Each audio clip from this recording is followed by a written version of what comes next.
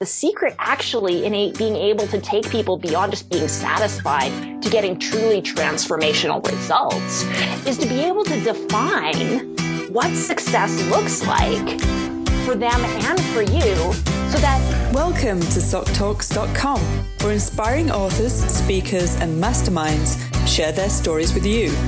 Let their stories ignite your passion, accelerate you on your path, and annihilate your limiting beliefs. Now, here's your host for SocTalks.com, Socrates Zayas.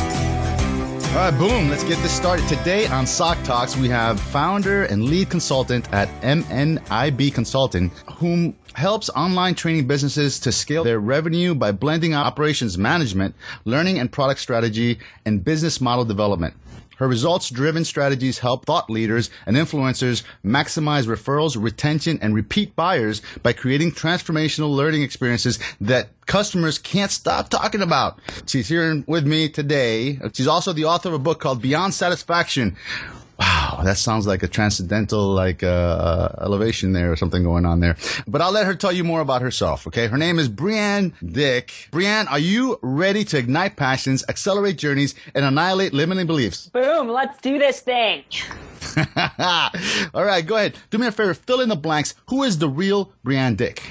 Well, the real Breanne Dyck, if we were sitting the other way in my office, we're talking on video here. I know we'll be pumping this out as audio, but if you were to be looking at the other side of my office right now, you would see I have got Lego all across my office in various configurations because I am a geek at heart and I love figuring out how to take different ideas, different building blocks, and look at how do you put them together? How do you configure them? And how do you turn them into something the likes of which no one has ever seen before? So, when you did the intro, you talked about, operations management and business development and product strategy and all those things.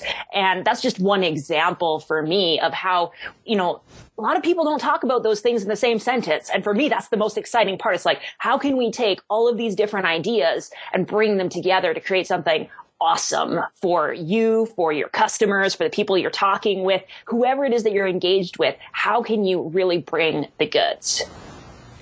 You had me at Lego. Yeah, everything, I know, right? Everything is awesome. All right. So Breanne, I'm not sure if you know, but in brief, SocTalks is about the guest stories, okay? I feel the stories are what create rapport, and people resonate best with them. And I think that they're more immediate to move into action because of stories, So would it be okay if you shared with us a failure story? I mean, a worst moment in your marketing experience or your entrepreneurship experience? Yeah. Why don't we back the audience up to when I was first getting started in business. And I mean, I've been doing, making money on my own for years. I mean, I was a piano teacher. My mom was a piano teacher. So, I kind of became a piano teacher when I was growing up, and I designed websites and all that kind of stuff. And, I went into traditional day job, worked at a post-secondary, did, curriculum design and all that kind of stuff. Finally got to a point where I was so sick of the red tape and the bureaucracy. It was no, just get me out of here. And I figured that I could make my own way in the world. Maybe it was doing websites, maybe it was doing something else. I wasn't really sure. And so I started taking, online courses, like a lot of, I think, online business owners, a lot of people who want to become entrepreneurs in this internet age. That's what we do, right? We go and we try and find someone who's done it before, who can teach us. And the problem was that a lot of these courses, they weren't very good, especially, coming from my perspective as an adult educator, but just as someone going through them, I was like, man, these aren't very good. So I got to a point where I'd taken a bunch of these and I finally got fed up. And I had just bought this course. I remember I was on vacation in Vegas. I was sitting in the hotel, on the bed. And I had just bought this course. It was just released. I was so excited, big name blogger, someone I really looked up to and respected. I was like, yes, this is going to be the course that's going to, push me over the top. And I went through and I blazed through all the reading in the first module, and I got to the end and my reaction was, that's it? I was so disappointed. And it was like this pivotal moment where it's like, I need to change something. I need to do something about this. So I reached out to this individual and I said, hey, this is a beta offering. You said you wanted some feedback. I don't know what kind of feedback you want, but I have a background in how people learn and helping make better courses and stuff. And, I would love to, give you some thoughts, maybe work with you a little bit to help you make it better. And for whatever reason, this person actually responded and said, yeah, let's talk. Let's do it. Now, I know you asked for a failure story and you're probably wondering, where's the failure part come in? Because so far this is sounding really good, right? Like it's standard business development stuff. Find a problem, find someone that has the problem, pitch the solution. And if they say yes, you're golden. The problem was in what I did next. And this was where the failure part comes in. The failure part came in because I got so excited, like starstruck, really big name blogger, little old me wanted to work together to make this course better, that I pretty much just jumped in, started doing the work, started, giving my best, doing my all. And, we had talked a little bit about being paid for it and this, that, and the other thing, but we never actually nailed down what that was going to look like. We never put like a scope or boundaries, and we never really figured out, what is this thing going to look like? And we worked on this for, 6 weeks, something like that. And at the end of the day, the person I was working with said, you know what, it's just, it's not going the direction that I really am needing right now. So, I think we better just, put on the brakes and not go forward. And so I had done all this work thinking that I was going to get paid, and then I didn't get paid. Now that would be bad enough. And this is the real failure story. And this is where I really feel like, what was I doing? Because a year later, I thought I had learned the lesson the first time. And I worked with more clients and I solved that problem. But a year later, I got an email from this same person saying, hey, I've got another project. Would love to have your help. I want to make sure you're compensated for your time, blah, blah, blah, blah, blah. Again, I got so excited. I dove in, did the work. We got to the end of it. And I followed up and was like, hey, we should, you said you'd pay me. You said you were going to make me whole for this kind of thing. And the person said, you know what? I don't have any money to pay you. Sorry. Nothing I can do. And that okay, fool me once, shame on you. Fool me twice, shame on me. That second time, that was when the lesson got learned. That was that failure of and this was high profile. It was, I don't want to give too much away, to protect the innocent kind of thing, but it was high profile. We had been taught, really, really getting in depth. The work was well received. It actually did get used. It was actually used to great reception from this individual's audience. And yeah, at the end of the day, I did all this work and, I didn't get paid, even though I was supposed to. So you want a failure story? That's the one I point to. So yeah, that's so painful. Oh, gosh, I feel it for you. All right. So insert time machine. Yeah. Okay. You go back, and assuming that we don't disrupt any time continuums and things like that, okay? What do you tell yourself? I think the lesson, if I could take one story that I know now and put it in my brain at that time, it would be actually a research study that was done. And it was a group of researchers took some kids to a park in the middle of a downtown of a city, just a block, trees, grass, that kind of stuff. And they told the kids, hey, go play, run around, play tag, have fun, do your thing. And the kids, they played a little bit, but they pretty much hung together in the middle of the park. And the researchers, no, go play. You got this big park, go spread out, have fun. And the kids they weren't into it. Then the researchers took the same group of kids and they took them to a different park. Same instructions, same everything. And this time, hey, go play. And the kids took off and they went everywhere throughout this park. And there was one difference between the first park and the second park. And so I want to leave a second here for the audience to see if they can figure out what it is. Do you have a guess as to what the difference was between those two parks? The way that they look to the child, maybe yeah. Yeah. So some people say maybe there was a playground structure at the other end, maybe there was something that attracted them. What was really the key difference was the second park had a fence around it.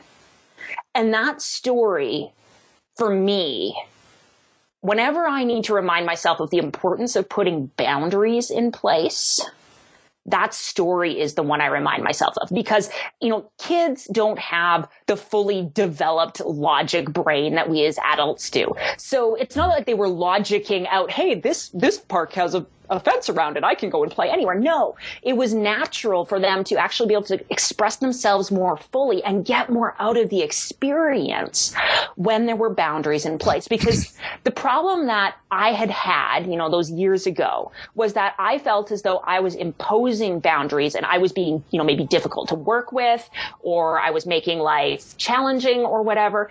But really, what I needed to recognize then that I know now is that boundaries create flexibility. And if I put boundaries in place, the results will be so much better.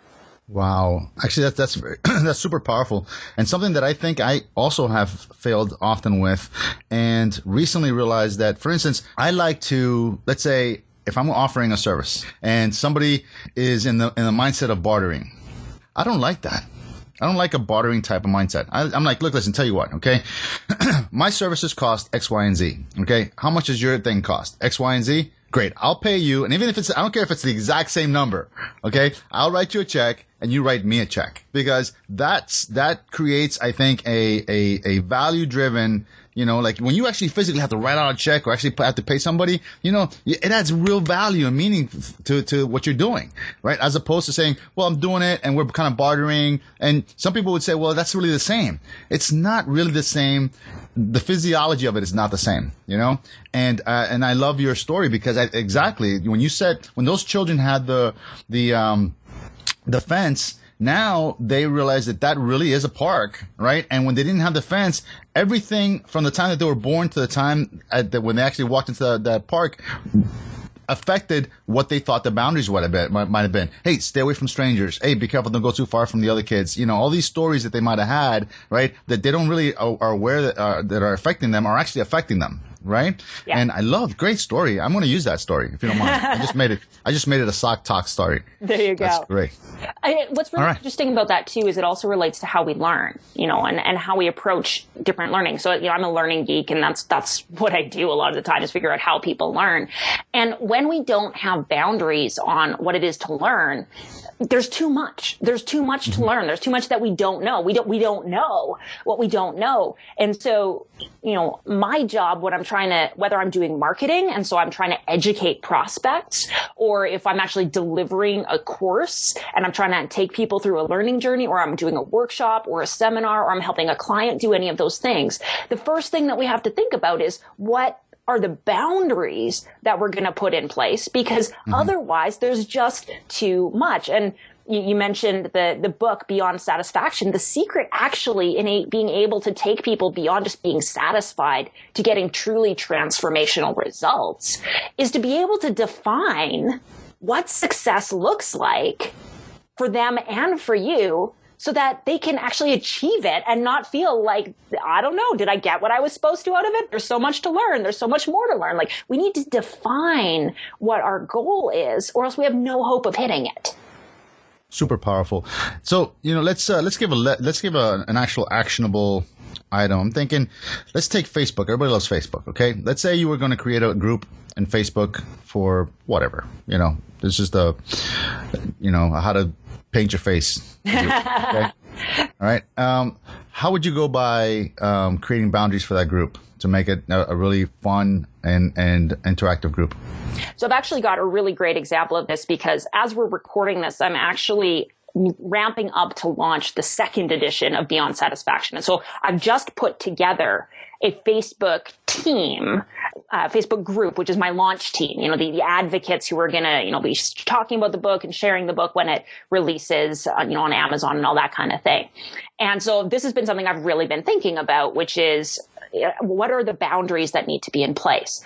And one of the first things that I did was be really clear for myself about what the purpose of the group was, and what the ideal behaviors would be of someone who was in that group. So if they're in that group, what do I actually want them to be doing? I don't want them just to be lurking. I don't want them to be promoting their own stuff. I don't want them to be, doing all this stuff. What I want them to be doing is I want them to, read the pre-release copy of the book. I want them to be talking about promotional ideas. I want them to be, sharing what's working and what's not, building buzz and planning for how they're going to promote this book. So the first thing was for me to get clear on what the scope of the group was. Like, why does this group exist? It has to have a purpose. And then I'm a big believer that the best way to get people taking action to doing the things you want them to do, whether that's in a Facebook group or in a learning environment or in a marketing environment, whatever the context is to be specific and somewhat directive in terms of what you want them to do. So, for example, I want people in my group to reach out to influencers, podcasters, bloggers, that kind of thing, and tell them about the book on my behalf, because hearing about the book from a fan means way more than it coming from me. And so I've actually given them a mission. Yesterday's mission was take this action. Figure out who the influencer is, what their name is. Here's an example of what to say. Go do this task. And by giving them a specific action to focus on, I inherently put boundaries in place, because I wasn't allowing them or inviting them to just come up with whatever I wasn't expecting the group members to figure out what the correct behavior was to be in that group. Instead, I was, as the leader of the group, taking leadership and saying, here's the type of behavior that I want you to be doing. Here's what my expectations are. And by being directive about that, I'm able to get people pulling in the same direction. And there's no question in their minds about, the idea that self-promoting their stuff is out of bounds. If I had just told them that, in a policy, which is what a lot of groups do, that would have been okay. But by instead getting them to focus their behavior on doing something else, giving them something else to do, I'm able to influence their behavior in a positive way. So they're doing more of what I want them to do rather than doing, being left to their own devices, like those kids in the park, right? If they're left to their own devices, they're just going to stay in the middle because they don't have a specific idea of what they can do, what they can't, what's safe, what's not. When we give people very clear descriptions, ideas, techniques, tactics, actions to take, they know what's in bounds. We don't have to talk a lot about what's out of bounds. Just show people what's in bounds, and they'll be able to experience creativity, experience expansiveness within those bounds. Oh man, that's priceless. Very well done. Let's flip the script on them. Okay, and let's tell them that one aha moment where, and of course you gave us 20 right now, but that one real aha moment where that's going to resonate with SocTalk listeners. Can you tell us that story? Yeah. Wow. One aha moment. Wow. Which one do I want to pick? That's going to be really, really on target. The one that I want to pick here is I want to talk about part of the transition that I made, because it relates to talking about boundaries. And it's, everyone says in business, you got to know your customers. You got to know your customers. You got to know your customers. You got to know what they think, how they feel, what they want, blah, blah, blah, blah, blah. But the problem with the way that a lot of people talk about knowing your customer is we talk about our customer as if they exist in a single moment of time. And of course they don't. And I was actually working with Tara Gentili on TaraGentili.com, who's a business strategist. She's been a client of mine. I've been a client of hers. And it was working with her that she really helped me to realize that customers aren't fixed in time. They don't exist at one moment. Instead, they come to us at a moment. And then through working with us, they experience a change. And so who they are after is different than who they are before. But more importantly, who they are after that first engagement with us is potentially the before to another transformation that they need to make. So there's another before and after. And that after is another before. And the reason that I say this relates to the idea of boundaries is because when we think of our customers as this monolithic big thing, and we're trying to reach to them no matter where they are in that journey, we suffer the problem where we have no boundaries. And so we either try to do too much, in which case we're left with nothing, or we get so locked down trying to figure out, where to go. It's like staring at a blank page, not knowing what to say. But if instead you can think about your customers in terms of these individual little sections, these sections that have boundaries of this is who this specific person is before and after the transformation. And then this is who they are now, and they're going to go through another transformation.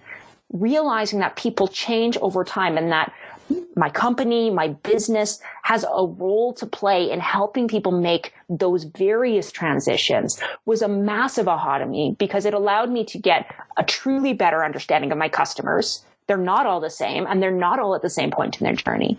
And it allowed me to redesign my business model in such a way as to be able to serve the same customers over and over and over again over time, which is one of those 3 R's we talked about: referrals, retention, and repeat buyers. If you can get those 3 things, especially repeat buyers, it is like 7 times cheaper to serve the same customer again than to go and acquire a new one. We should all be looking for ways to do more of that. So looking at our customers as constantly changing over time and how we can interject ourselves into that journey to help make those transitions faster and easier, that was just a massive aha for me. So it's like having a crystal ball. Yeah, it really is. And you know what? Your customers feel that you know them better. If you can say, you know what?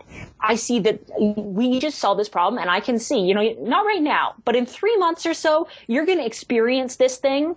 And when you're ready for that, come back, because I've got a way to help you with that. How much do you think that customers' trust in you is going to elevate when your prediction comes true? No, huge. Yeah, that's even more valuable than social proof. It seems to me, Well, it's self-proof, right? One of the biggest barriers we have with customers is not actually that they don't trust you; it's that they don't trust themselves. Because especially in this age of content marketing, we do a lot of trust building. Even referrals builds trust, all that kind of stuff. But the biggest thing now is once you overcome that trust barrier of do you trust me? The question is, do you trust yourself to get that result? And I believe that's why it's so much more powerful to serve customers again and again and again, because they have learned to trust themselves to make the change, and they will be more willing to believe that they can make the change in the future. That's like a whole book to be written just on that idea alone. Yeah. It really is amazing. All right. So, wow.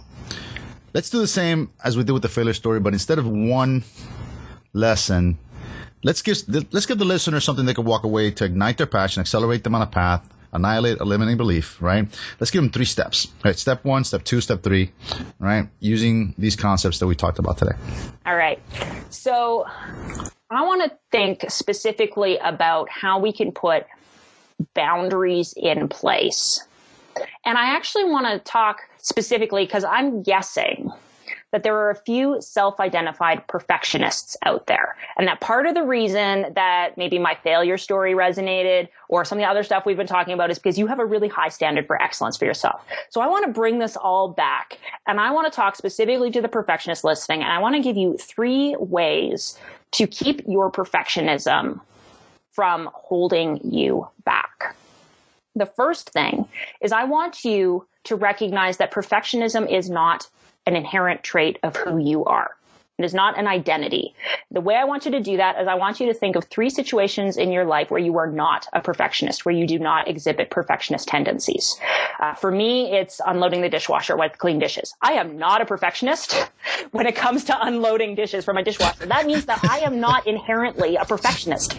It just means that some areas I have perfectionist tendencies. So that's the first thing I want you to do. I want you to think of 3 different places or areas of your life where you are not a perfectionist.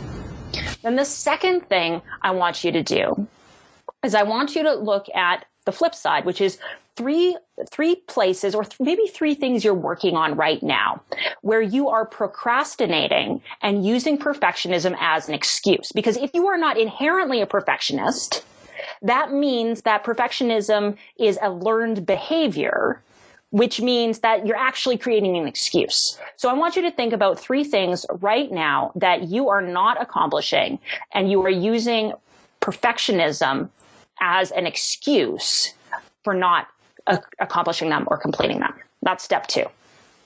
Step 3, I want you to put some boundaries in place that are going to make perfectionism a non-issue for each of those 3 things. And the way you're going to do that is, number 1, you're going to look at each of those things.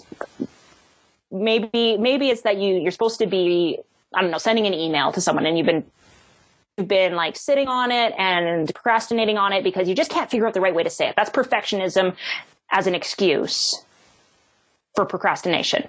And what I want you to do is I want you to say, what's the least complicated way to accomplish this task? The least complicated way to accomplish this task. Because actually what perfectionism is perfectionism a lack of boundaries. Without boundaries, we make things overcomplicated. And then we say, oh, I can't do all of that perfectly. I can't do it all well enough. But that's because we've made it too big. We haven't put boundaries in place. So the third step is for everything that's got you stuck, everything where perfectionism is flaring up, those 3 main areas that you identified, I want you to say, what's the least complicated way to accomplish this? As soon as you ask that question, perfectionism becomes a non-issue, because there is no question of perfectionism when you're doing something the least complicated way. Maybe the least complicated way is not to send an email, but to send them a message on Facebook instead, because that's more comfortable for you. So instead of going and make it complicated and trying to write this perfect email, open up your phone, open up your laptop, send them a text, send them a Facebook message. Do the least complicated way to achieve your ultimate goal or your ultimate end. That is how you take perfectionism and you say, you know what? This is a least complicated thing. I can do that at a high standard. And it was actually the complication that was getting me stuck. It wasn't my perfectionist tendencies. Wow. Boom. Ladies and gentlemen, if you didn't get value out of that, I don't know what to say. Maybe your perfection's in the way. Maybe your perfectionist tendencies. You're not a perfectionist. Right. All right, Breanne. Listen, we're into the SocTalks showdown. Okay, this is where I shoot some random questions at you, and you shoot the first thing that pops into your head. Okay, but first, there's always a first. But first, you can find my friend and colleague on the usual suspect media places. But it's best if you just go to MNIB Consulting.com, and see everything about her right there. But hey, you might be URL challenged. Okay, so if you are, you can, I'm sure, go to Facebook, Instagram, and Twitter. What would they search there for you? So, Facebook, just look for MNIB Consulting. Twitter, look for MNI Breanne. You got it. So we ready for the shutdown? I mean, the showdown? The shutdown. Instead. All right. So here we go. So what's the best advice you ever received? Mistakes aren't mistakes. They're just happy accidents in disguise. Ooh, love that. What do you do the first 80 minutes of your day? I totally check my phone. I'm one of those people. Guilty. I know. I wish I didn't have to do that, but I do. And I do it on the toilet. Oops, did I say that? No, I did. Okay. Besides your smile, you have an amazing smile. What's your biggest strength? So I know I'm supposed to give a super short answer, but my favorite word is perspicacious, because I'm also a word geek in addition to a Lego geek. I think that my ability to be perspicacious is my greatest strength. What perspicacious means is having a keen, discerning insight that you can get to the root of things really, really quickly and pick out the core essence of it. Ooh, that's $30 word, ladies and gentlemen. Your biggest weakness? My biggest weakness is not trusting myself. Really? Yeah. I wouldn't have put $1 on that one. Wow. Okay. And this is the coup de grace. Ready? So it's a big one. So you wake up in an alternate universe. Everything that you had is gone. Of course, you got clothes on. Nothing's familiar to you. You look in your wallet. You have $500 in cash. You have a smartphone. There's no names on the smartphone, but it's like one of these typical smartphones, so internet access and all that stuff, okay? No contacts, no recent calls. What do you do? Going back to the whole I don't trust myself thing, actually the first thing I would do is I would try and figure out what the heck is going on and where I am. But to the point of where I think your question is going, I'm actually pretty risk averse. And I think the first thing that I would do is see if I could find a way to make some money. And that would probably mean looking at traditional job streams. I don't feel like I'm a natural entrepreneur. I'm more of an intrapreneur. That's why my best clients, I actually go and work inside their business. They're the visionary. I'm the one that makes stuff happen for them. And so, yeah, I think, I would, after figuring out where I am, what happened and what's going on, realizing that I need to take care of the fundamentals of life, I would probably go with, something that feels like I could do it quickly and get my feet under me and get that kind of foundation in place, which would be, see if I can make some income with, a job, whether that's looking on freelance sites for freelance jobs or even traditional jobs. I would probably start there. And then once you generate some income, what would you do with that? I think that's a really interesting question. And it's a tricky one, because we're in the land of suppositions and hypotheticals. For me, all that matters is that I like what I'm doing. So if I'm in a situation where I feel like I'm contributing big value and I'm being fulfilled in the work I'm doing, then that's the criteria for me is, can I feel like I'm bringing value to the world? Do I feel like I'm making a difference? Do I feel like I am valued in that situation? And whether that means, continuing along that path or searching a new path, that's what I look for. I look for the way to consistently be getting closer to that feeling that I am valued and I am providing value in turn. And it's a constant quest. It never ends. Right. And is that the reason why you're you today? I mean, here you are, you're a successful woman, right? You're relatively young. You obviously are fulfilled and very satisfied with what the services you provide to your customers, and they're very happy with you. Yeah. Your book is an amazing book. Is that how you fell into that? Because what you were doing initially wasn't satisfying to you, or? Yeah. One of the very first blog posts I ever published on the MNIB Consulting site, like if people scan back all the way to the beginning, they're going to find a post with the title Fulfillment. And I mean, my business then didn't look anything like it does now. But that was basically my line in the sand. Why I was doing what I had at the time decided to do, which I didn't know what that was. It was just something. And it's evolved into what I consider my personal call to arms, but it's also become kind of the mission of the company, which is to be better, serve better, have a bigger impact, and make a difference. And every day, if I'm doing those things, I feel like I'm moving closer to who I want to be. Boom. Well, thank you very much, Breanne. You have been an amazing guest, and I was wondering how you were about to affect my life, and you got my cogs thinking differently. You really do. Thank you so much for your time. Okay. Thank you. Thank you for listening to Socrates Zayas on SocTalks. Please visit us at SocTalks.com for a chance to win a $50 gift card. And don't forget to subscribe, rate, and review this podcast. Give us a great review, and Socrates will give you a personal shout out on the very next show. Boom.